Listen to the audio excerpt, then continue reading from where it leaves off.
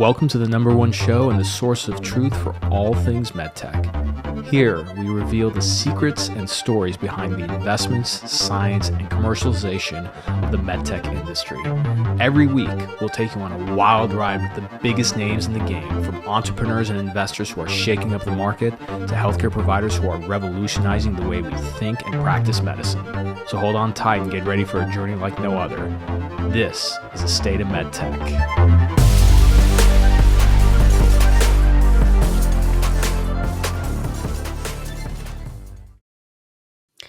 Hey everybody, and welcome. We finally did episode 100. It feels so good, so exciting to finally record our 100th episode. And thanks to you, the listeners and the audience, and of course, all the sponsors and people who support the show. We are the number one show in MedTech based on number of downloads. We blew by 50,000 downloads very quickly.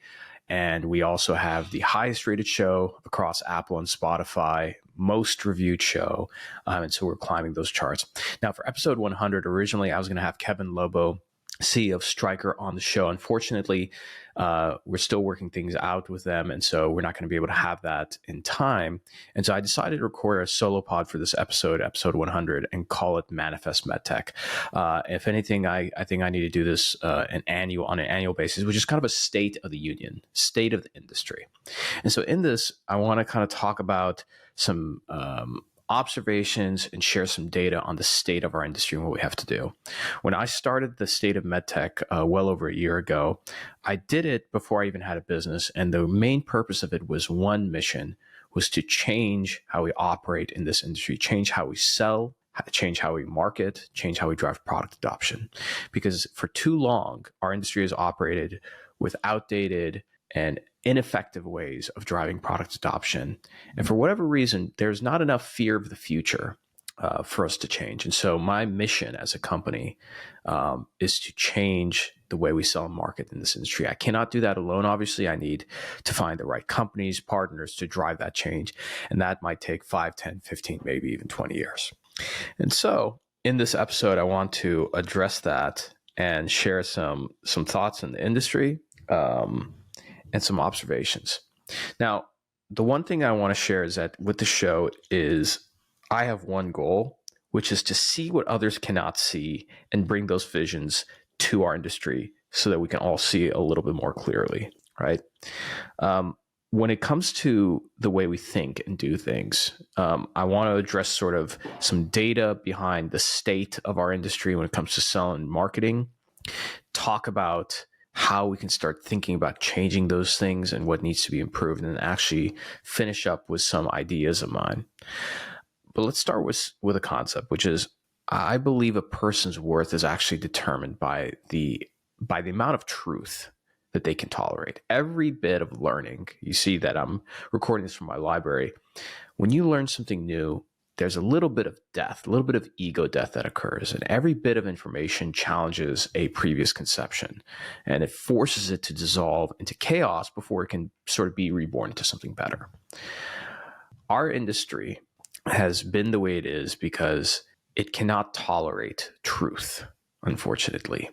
Because the reality of how physicians and clinicians prefer to be sold and marketed to, the way product adoption is happening, is something our industry has had too big of an ego about and chose to ignore.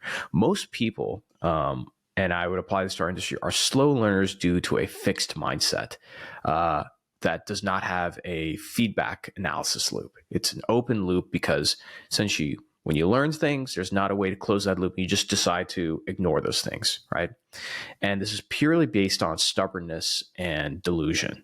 Wishing the world was kind of like their fantasies instead of having the courage to seek the truth. And I think that our industry, unfortunately, as much as I love it, is like that. Let's look at what happened in the pandemic. Hospitals shut down, access was revoked. We knew for many, many years. The data showed from the 2016 ePharma report that back in 2002 or 2003, about 80% of physicians were accessible to reps. And by the time they checked that in 2016, it had dwindled to less than 20% of physicians being accessible to reps, right? And yet we continued on. We raised quota on reps. We demand more of them. and we expand their territories. So do more with less and less time. Unlike other industries, when we've surveyed reps spend anywhere from 15 to 20% of their time actually selling. If you think about how crazy that is for SaaS and tech, when I tell them about this, they can't believe it, right? But a lot of the time, 50 to 60% of a rep's time is spent doing administrative things, updating Salesforce, logging information, things that can be automated and done more efficiently, right? And part of that also is driving around, so we have not adopted a true remote sales approach. Now, one thing I want to make clear is that people often misquote me as to thinking that I'm anti-selling in person. I think selling in person is great, whether it's at conferences or at the hospital. But we have to augment these things because the buyer journey has become more different. It's more complex and sophisticated. And before we dive into things, I want to share one last thing, because I think part of, to quote my good friend Christopher Lochhead, thinking about thinking is the most important kind of thinking you can do. And so we have to think about the way we think and do things in this industries. There's a Nobel Prize winner named Joseph Stiglitz. He did a research study that confirmed the thing that actually keeps nations, communities, and individuals poor, like economically poor, is not primarily due to a lack of capital or opportunities, which is what most people think. The root cause is actually a lack of knowledge, and more specifically, the application of knowledge on how to gain more knowledge. Learning is an act and a skill. And in this day and age, if there's one thing that you should have come to the conclusion, is that the market is changing so much that you have to deploy an adaptable ability to capture knowledge, consume it, and then apply it in action.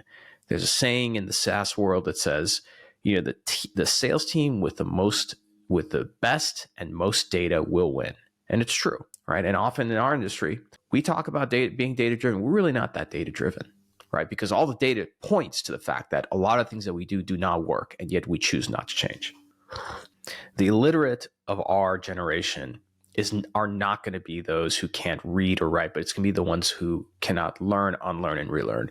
And so if you're listening to this podcast, you might be one of those illiterate people, but I'm hoping that by the end of this episode, I've convinced you to become adaptable and to open your eyes and seek truth and figure out what needs to change. So let's start first, because as much as I like to share my thoughts, I think what's most important is to share data and studies. So the Boston Consulting Group, one of the world's greatest management consulting firms, published this study a couple times called the milkman model. Essentially, if you look at the way milkmen used to run, which was you order milk, you show up, you deliver the milk, you take orders, right? There was that milkman model in medtech. And they redid the study back in 2017, right? And the new results pretty much illustrated the value that a lot of companies can unlock by redesigning their commercial models. Overall, back in 2017, okay, and I can confirm this now as well, that the industry made very little progress, but the organizations that actually took steps that were recommended from the BCG studies were vastly outperforming their peers. So when they looked at later on the coronavirus pandemic, right, that opened the eyes at many medtech companies because commercial teams were essentially forced to find new ways to interact remotely with their customers, and also saw potential in building a next generation omni-channel commercial model. And when I say omni-channel, that means that you're not just selling in person, you're finding ways to stay in front of your customer, both online, through social, and through conferences, events, webinars, et cetera, et cetera. That was kind of like a forced experiment for the industry. But again, quoting BCG, medtech companies cannot and should not revert to the old ways after the pandemic has passed. And unfortunately, that's exactly what our industry did. We went through the pain of the pandemic. We adopted new models, such as selling virtually, doing demos virtually, and everything. And I spoke to a lot of companies this year because this is part of my business, which is finding ways to help commercial organizations sell remotely and digitally. And many of them said, well, we invested in that in the past, and now that things are going back to normal, we're no longer investing in that. And my friends, this is a one-way street, right? Now that the world has been exposed to this idea of remote selling, digital, all these different things, the healthcare system is not going to go back to the way it used to be. It's not going to go back to say, hey, reps, come back in and bother us and sell, right? And so in this report, right, BCG lays out how companies can design a next generation commercial model and realize its potential. And on average, medtech companies are still spending 2 to 3 times more on selling, general, and administrative, otherwise known as SG&A expenses, as a percent of cost goods sold than the typical technology or distro company. Let me say that again. Our industry, companies in our industry are spending 2 to 3 times more money on SG&A expenses than tech or other industrial industries, okay? And so the first thing is, you follow the money, you're going to find the truth. We're spending too much money on these old ways of doing things, such as having the rep drive all over town to pick up business, right? Or the fact that 10 to 15 to 20% of the time is actually spent on selling, right?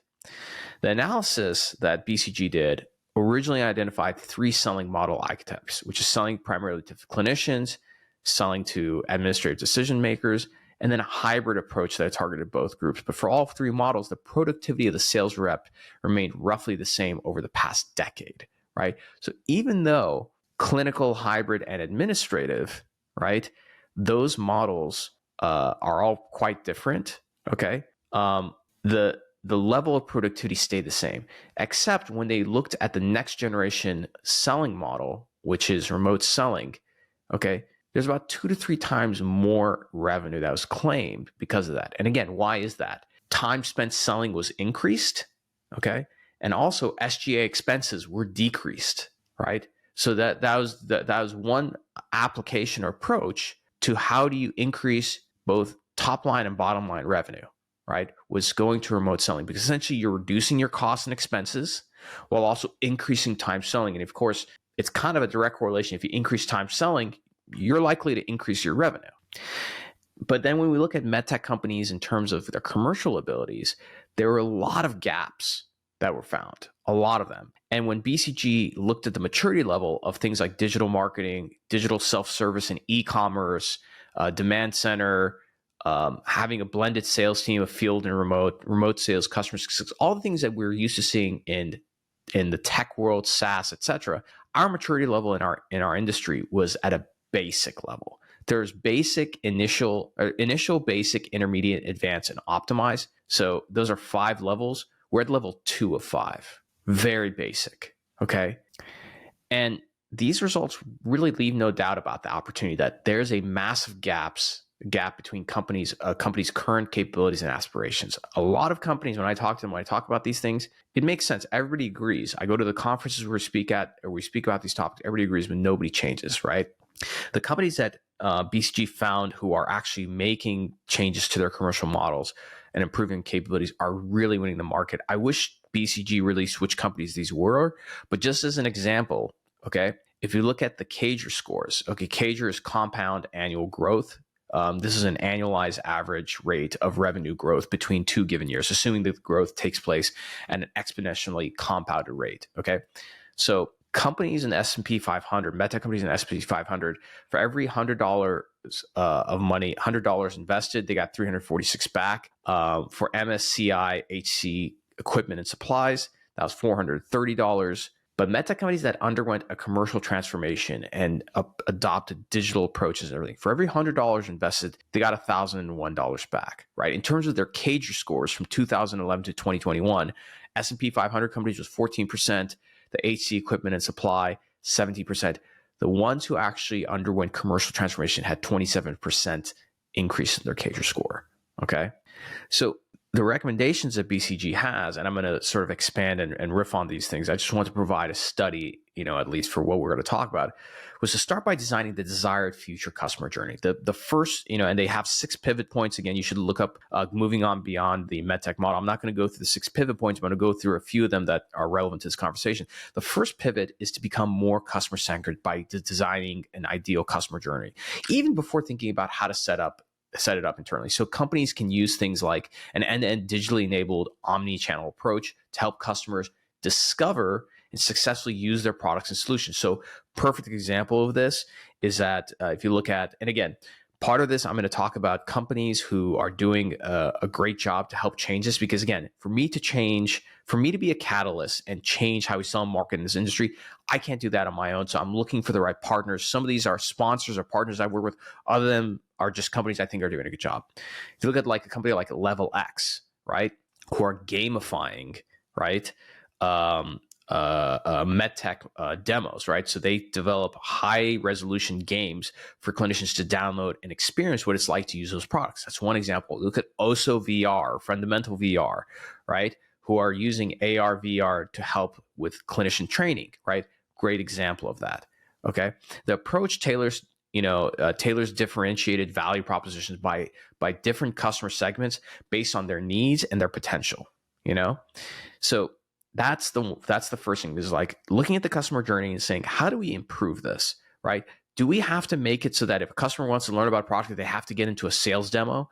Can we do it in a way where there's digital ways to engage them, right? So those are some areas that I'm doing this, which you'll see in the coming month, is that State of MedTech is going to be doing some live streams, which are CME based, so that clinicians get to CME, but I'm going to have clinicians come on and talk about a certain procedure approach. Like we're going to be doing total knee, we'll be doing hip surgery, and I'll have surgeons come on and talk about the products they like to use, because that's never been done before. Okay, nobody's been brave enough to do it. I'm going to do it. Next pivot point is putting marketing in a pole position. Okay, so just as an engine needs fuel, omnichannel commercial model needs customer leads to succeed, right? Cold calling, while I think cold calling needs to be involved in every business, it only works in limited cases. The underlying idea is to identify new business prospects more efficiently, and by capturing customer demand at the right point in time. And you can do that through personalized, data-driven, and digital marketing methods. Companies can source, nurture, and qualify concrete leads for more seamless handover to the sales force. Okay, so for that, you got to think about two things. One is what's going to create demand and what's going to capture demand. And again, I have to shout out to my good friend Chris Walker and his company Refined Labs, who's they're the world's leading demand gen agency, and specifically they're focused on revenue R&D, right? About splitting the funnel, which is there are things that are going to generate demand and things are going to capture demand. So for example, when you look at your CRM, you might notice that a lot of your leads have come from Google AdWords, right? That's not the thing that generated demand. That's the thing that captured demand. You have to get more sophisticated about attribution, and doing something as simple as putting a form field as how did you hear about us, or having your salespeople to qualify how did they hear about them. And then you start seeing that a lot of the leads that came in got captured by Google AdWords, but maybe they say, oh, we heard about it through this podcast, or we heard about this company through a webinar or an in-person event or word of mouth or something, right? Then we look at marketing automation, right? That makes us more scalable, right? BCG found that digital marketing use cases that are highly impactful have about a 30-fold increase in a company's search engine visibility, and up to a 90% of the opportunity pipeline value is fueled through performance marketing. Okay, let me break that down as to what the hell that means. Okay, number one is once you find a way to generate demand, podcasts, live streams, webinars, in-person events, right? Conference, whatever it might be. Once the clinician goes online to search, do you have the right things for them to engage with? Do you have the right information out there? Highly engaging content, and then ways to capture that. But then the next step, right? And this is where I can talk about a partner that one of my sponsors of my podcast was just Clary. Many companies have Salesforce. The problem with Salesforce is that everybody invests in it thinking it's going to do wonders. In reality, it's just a database. Clary is an AI platform that integrates with Salesforce and automates all the activities online, but also the sales activities, so that the rep isn't having to manually enter things. So you have clean data coming in. And once that data is in, Clary's AI platform essentially pulls that data out and starts developing predictable revenue, right? So now you can start running revenue as a collaborative exercise across the organization between sales, marketing, customer success, and clinical, not just something that's specifically siloed to sales. Okay, and then finally, the last pivot point I want to talk about from the BCG study was building a bionic sales force. So a bionic sales rep essentially augment their human capabilities with machines are fastly becoming a new reality in medtech. So what that means by a bionic sales force is remote sales, right? And by bionic, I mean that there's ways to automate sales reps' engagement. So, if a clinician sends a message to a sales rep, let's say through email or let's say through LinkedIn or something at midnight, what if the sales rep has cases in the morning and they're not going to get to that message till like a day or two later, right? That delays timeline. Can you automate those things? Absolutely. And because remote sales teams don't meet customers in person, they instead have to depend on the flow of leads from marketing, plus other technologies such as data analytics, nudges, self-dialers. There's all these virtual demos, right? There's all these things to help move a deal forward in pipeline, right? And I think part of this is also better sales training, right?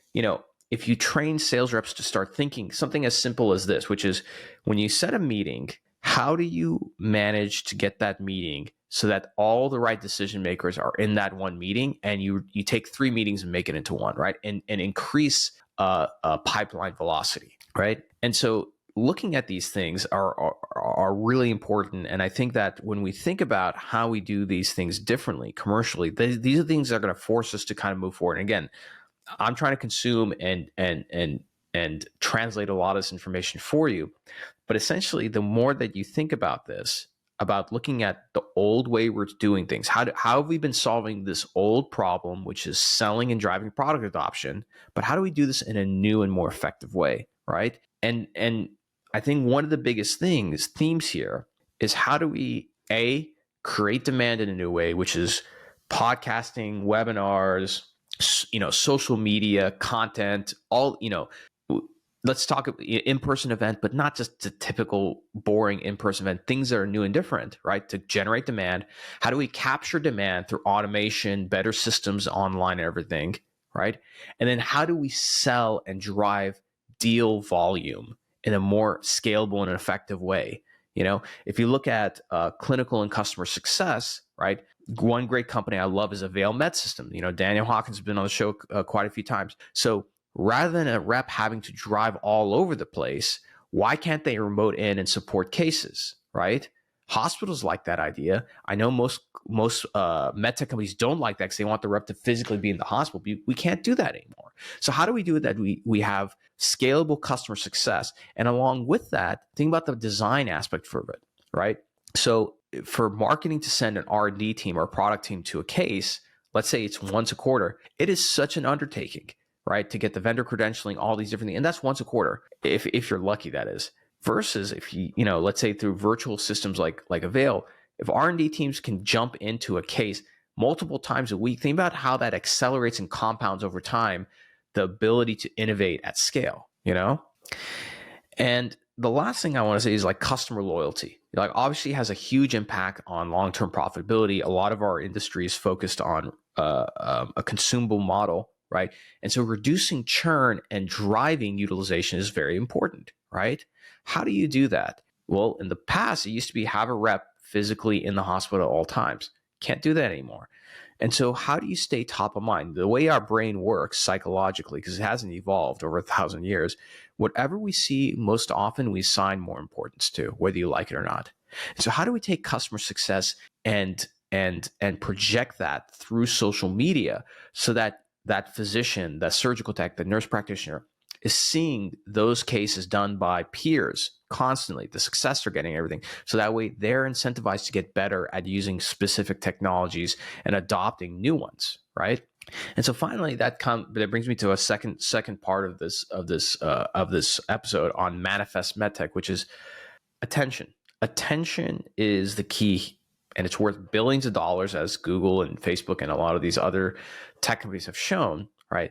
So where attention goes, that's where energy flows, okay? And in order to persuade, you have to get attention. Doesn't matter what you're selling. Persuasion starts with getting attention, and more specifically, going where the attention already is.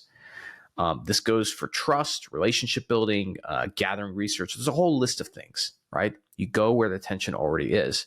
So when we look at publications by clinicians on PubMed around social media the last decade, it's very clear that social media is not a fad. It's actually a trend, right? The trend is there's more and more publications every year on social media, right? And why? Right? The reason is very simple. Okay, physicians are losing their independence. I saw this in 2012 when I left medical school, and the trend only accelerated since then. So according to the AMA, in 2018, 47.4% of practicing physicians were employed, while 45% owned their practices. Okay, and that number is increasing, right? More and more physicians are losing their practice and becoming employed, right? And especially COVID accelerated that. The Physicians Foundation did a survey showing that the majority of physicians, by 55%, expected a reduction in income during COVID, which did happen, right? And of those anticipating the income reduction, most physicians, 61% of them, expected a decrease of 25% or less of earnings, right? Especially specialists. And then in July of 2021, the AMA sounded the alarm on upcoming pay cuts for physician practices, and Congress pretty much alleged that they were pretty indifferent about it when it came to reimbursement pay changes. And the AMA pointed out that there's about a 9.75% pay cut expected in January 1st, 2022. And so since then, those pay cuts have happened. And more, whether it's United Healthcare or private insurance or Medicare, Medicaid, physicians are expected to work harder, do more, see more patients, and they're getting paid less, right? Or at the very least, if they're getting paid the same, they have to do more work. So what do you think physicians who owned a practice or were part of a small group, let's say a small business, when they have a reduction in income and have to either sell their practice or let's say close down together, they're going to go get employed, right? They're going to get employed by a large practice, 50 physicians or more, or a hospital system, which means they become employees. And as employees, they have less independence. Why is this relevant? Okay. Years ago, I wrote about the psychological profile of surgeons. If you're interested in that article, just look up Omar Khateeb psychological profile of surgeons on Google. And the profile, even though it's surgeons, is actually applicable to all physicians in that they're used to being culturally and psychologically entrepreneurs and independent.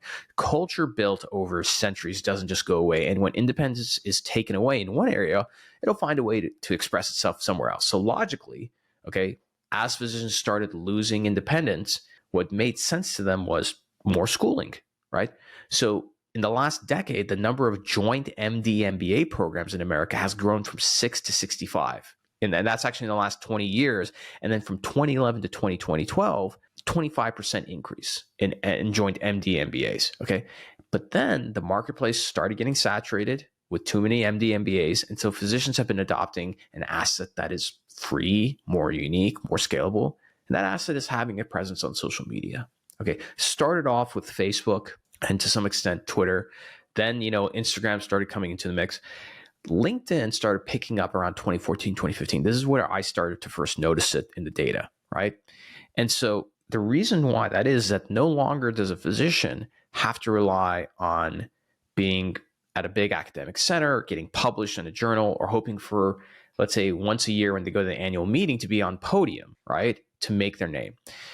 In a world where influence and control is shrinking for the physician, there are some things that they can still own. Social media is one of those things. The ability to go on social media, build digital thought leadership with peers, and open up to, like, let's say, a sphere of opportunities, both in academia, private sector, and beyond, is the reason this behavior change started happening. Now, when it comes to data, right, a lot of people make the mistake of using data the same way a drunk uses a lamppost. They use it for support rather than illumination, okay? And the mistake that our industry often makes is thinking that physicians are immune to changes going on in society. Okay, so despite the data, we've held onto the story that we have in our heads, ignoring the data, both qualitative and quantitative, that physicians are online, they're using social media, and that has an influence on them, okay? And so maybe I have my own biases. So what does the data actually show? And again, I'm not using this to support anything. I'm just using this to illuminate a path for us. If you look at neurosurgery is a pretty rare specialty, yet on LinkedIn alone, the last search that I checked, and actually I'm going to check it for the most recent month because I track all this data myself. So in August 2023, neurosurgeons, there were about 9,000 neurosurgeons in the United States alone on LinkedIn, 31,000 globally, okay? That's a large amount. Let's keep going. Nephrologists not only have an active hashtag on Twitter, which is Neph Twitter, but they hold monthly journal clubs on Twitter and have the Nephrology Social Media Collective Internship, which is a 12-month mentor training program where fellows go through on understanding the use and applications of social media for med ed. 2020, because of the pandemic, a lot of physicians launched their own podcasts and blog. Same time, Twitter and LinkedIn verified a lot of physicians because social media is where they're sharing a lot more information. The stats go on. Reality is really the best trigger for changing behavior. So if you're in the industry and reading this, right, or listening to this podcast, what I would recommend is this: go get your phone, open LinkedIn, search whatever physician title you want on LinkedIn, and see what pops up. Go on Twitter, look at hashtag med Twitter, med ed, hashtag ortho Twitter. Okay. And the trend has accelerated. There's a journal called the Journal of Orthopedic Experience and Innovation, right? And I think, like, if you look at physician subsets, it gives us a glance of what's going to start happening across specialties. So orthopedic surgeons are generally a lot more, probably the most entrepreneurial of physicians, very aggressive, very competitive. And so Journal of Orthopedic Experience and Innovation was started a couple of years ago by Ira Kirschenbaum. Okay. That publication was put together because they realized that, a lot of times by the time something is published in a journal, it's already outdated, but also journals are kind of a scam where essentially they're just making billions of dollars off the author. So Ira didn't like that. Leave it to the godfather of ortho to get pissed off about something and do something about it. So he started the journal where it's completely open access. But here's the thing: aside from an extremely heavyweight board of editors and everything, when they publish, their distribution channel is only one thing: LinkedIn. And so every week you have orthopedic surgeons constantly posting clinical cases where they can crowdsource in real time from physicians all around the world how to change their techniques, right? And yet, for salespeople and our sales strategy, we know where the attention is. We see it on a daily basis. How many medtech companies are adopting a new social media strategy or training their reps on how to use social to engage and persuade and drive product adoption, or running, let's say, live stream webinars? Very few, if any. And I know this because that's pretty much my business model these days, right? And part of this, you don't have to come to me to do this, right? But I don't see even the effort being deployed, right? And so if we look at some other studies, Accenture found that B2B companies that leverage digital sales and marketing strategies, they had 5 times the revenue growth of their peers, 5 times. And again, let's just, when I say these stats, a lot of people are like, oh yeah, that makes sense. Okay, why? Okay, if you're a B2B company and you use digital sales and new marketing strategy, why is it 5 times the revenue growth? Is because 2 things are happening. Number one, you're increasing time selling, right? And you're increasing ways to generate demand and capture demand.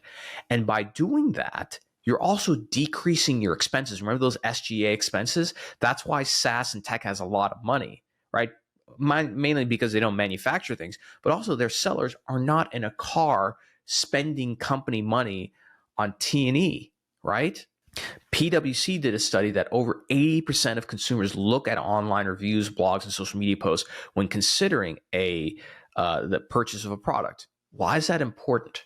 Well, let me ask you this. If I told you to go buy a product right now, let's say it's a book or some little gadget. Let's say it's a lint roller. I bought a lint roller from Amazon this week. Are you going to go buy it? No. You're going to look it up on Google, or if anything, you've been conditioned to just look it up on Amazon first thing. When you look up on Amazon, what do? You're going to look at the number of reviews, how many 5 stars does it have? What are the pictures? Details. You might go deeper and deeper. And that's for a $20 decision.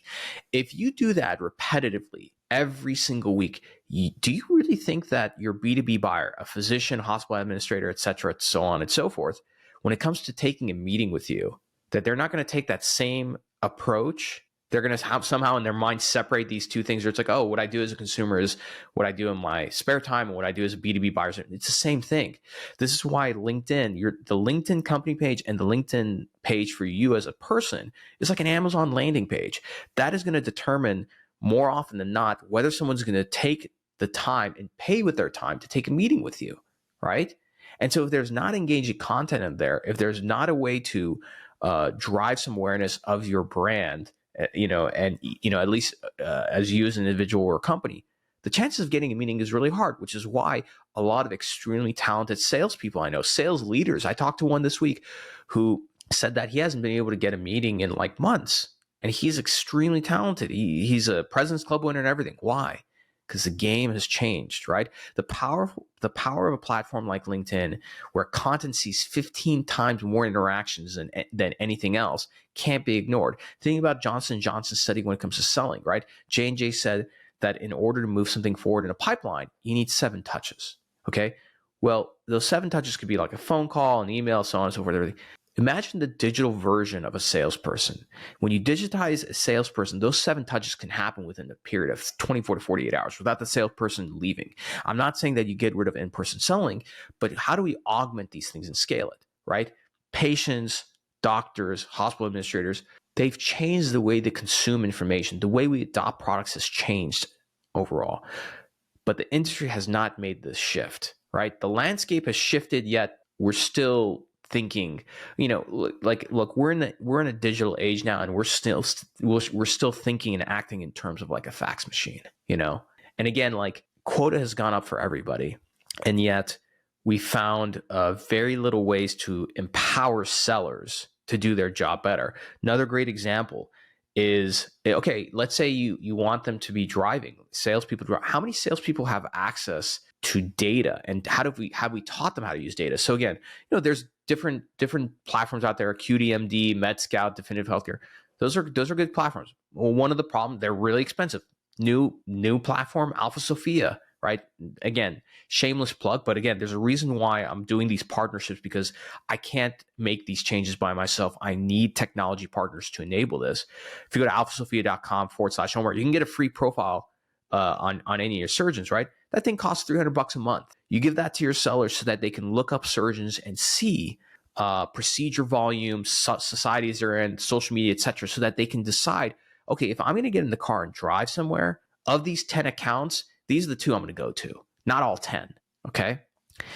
And so finally, I'm going to wrap up by sort of getting a little deeper on this concept of like social media. And I want to go beyond just our industry. I want to address the more metaphysical side of it, something deeper, okay?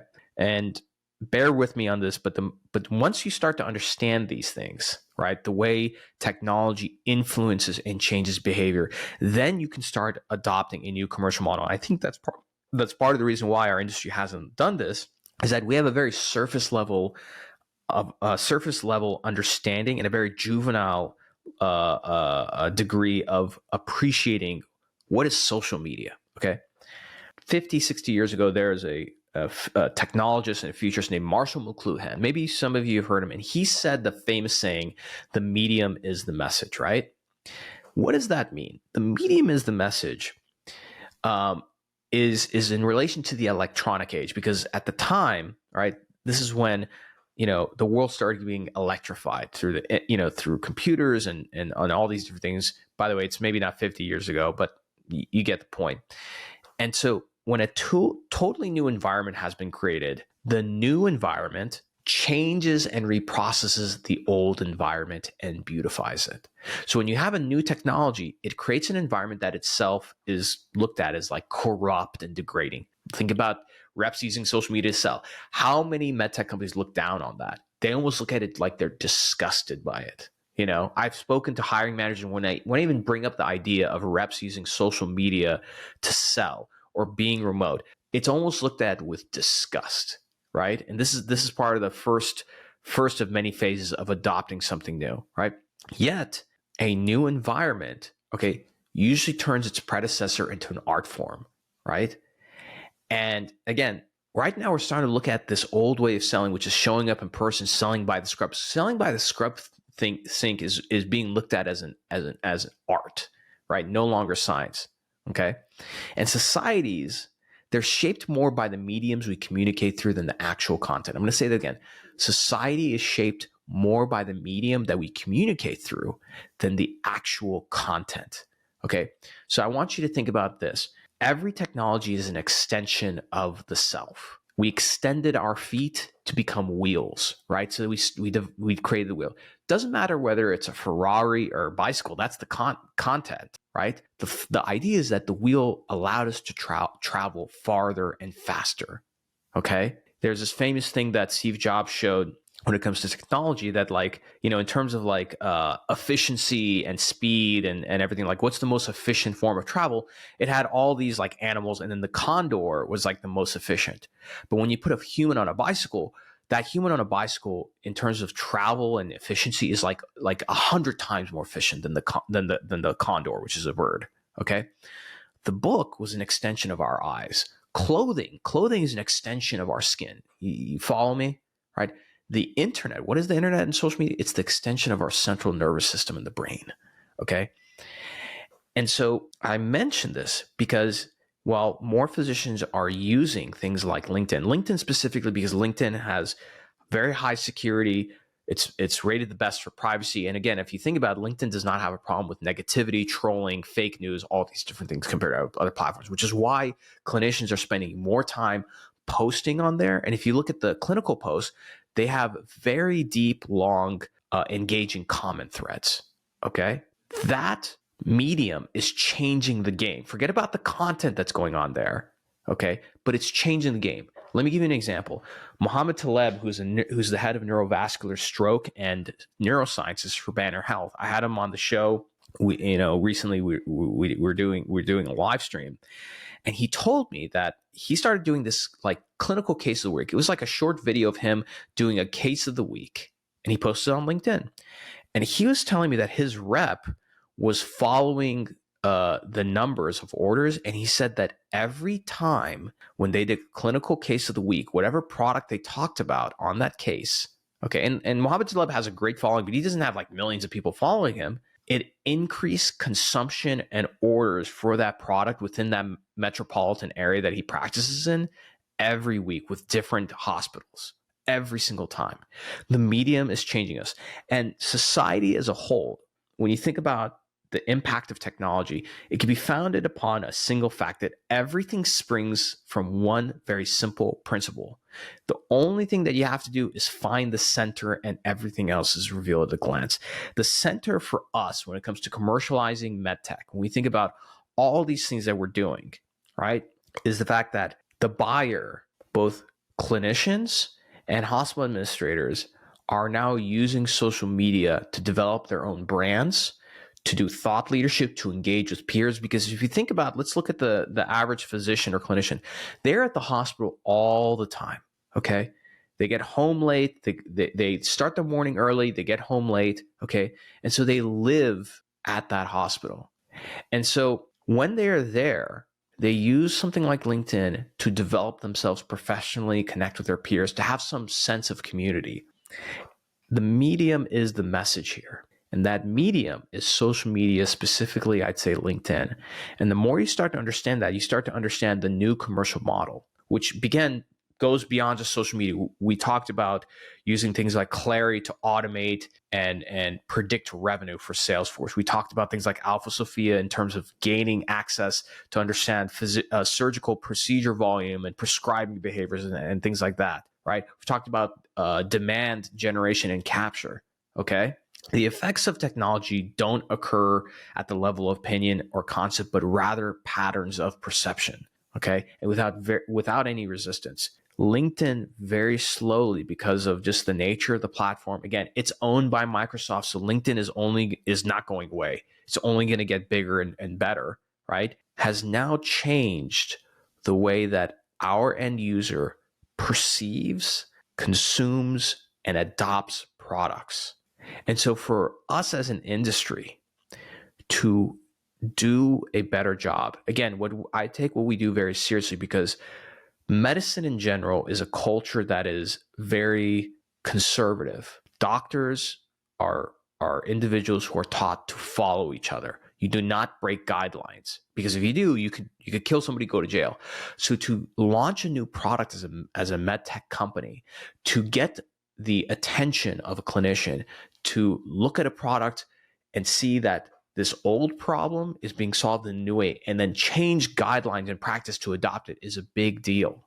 And in order for us to do that, we have to have a more sophisticated, scalable, and effective way of commercializing product. That means the way we market it, the way we sell it, the way we drive product adoption, and even the way we sustain customer success. Even after, great products, let's say in the robotics world, have been adopted, what do we do for customer success? Every now and then we do what? One LinkedIn post to say, oh, Dr. So-and-so has hit their 100th case. A lot of what we do is very selfish. We don't think about the user, which is how do we support the user? Clinicians want to be online. They want to engage with their peers. They want to show their peers the things they're doing. Why aren't we putting more money into elevating and amplifying that, right? And it doesn't have to be something as big as, let's say, a webinar. It could be as simple as training your sales reps as to how do you capture content like this, and how do we celebrate the heroes of the industry, the clinicians, and show the great work that they're doing, right? Because clinicians are busy. They don't have time to take a photo or videotape themselves, right? But if you have somebody enabling that and empowering them to do that, that's how we're able to take that behavior and crystallize it and amplify it through channels like social media. And so now that we've hit episode 100, there are going to be more interesting projects I'm going to be launching to help do these things. If you're a medtech company, if you're a medtech leader or something, look at the show notes. I'm putting in a lot of links in there to partners and products that I like. And if you're interested to work with me, again, I can't do all of these things, but at the very least, I talk to a lot of medtech companies. If not to do business with me, I try and direct them to the right partners, because I'm committed to finding a way to elevate our industry, empower reps, change the way we do things. Our industry is in trouble, because if you haven't noticed, more and more talented people, whether they graduate college or they're in our industry, are leaving our industry to go work in tech. And while part of it is, of course, making more money, I think there's a lot of things that can be done in our industry to make our environment better, more engaging, more exciting, right? And so I'm on a mission to change the industry. I'm on a mission to make medtech great again. And with your help, right, if you're somebody who's listening to this, take action, take my words to heart, and figure out, what can I do internally to make a change? Could I get marketing to perhaps try a social media campaign? Could I talk to other reps and say, hey, here's how we can start posting content of our users online and how we can support each other? Maybe you're an associate or single rep. Maybe you say, hey, let me go and, let's say, get a free demo from Alpha Sophia and get some surgeon data to see, can I get better about focusing our time and figuring out which deals we should work on.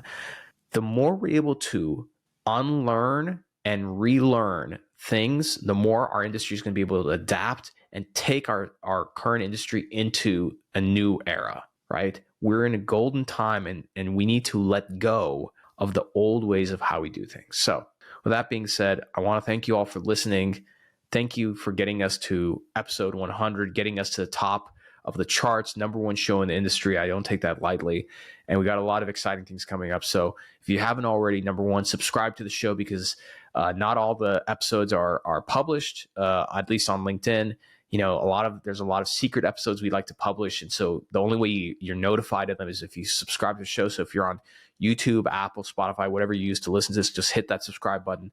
Give us 5 stars, give us a rating, and if you like this episode, please share it with somebody else. And if you're interested to talk to me to see whether you can work with me or maybe get some advice as to what you can do in your company, my goal is to change this industry. So you can go to khateebandco.com. There's different links there to book time with me. Hit me up on LinkedIn. You know where to find me. So with that being said, I'll see you all later, and thank you. Thank you for enjoying another epic episode of the State of MedTech. If you're feeling inspired and love this episode, do us a favor, hit that subscribe button and turn notifications on so you never miss an episode. And be sure to give us 5 stars and write a short review, because that helps more people discover this amazing community of ours. If you're a company who has a executive that you'd like to be on the show, or perhaps you want to sponsor one of the episodes, shoot us an email at hello@khateebandco.com. Take care, and we'll see you next time.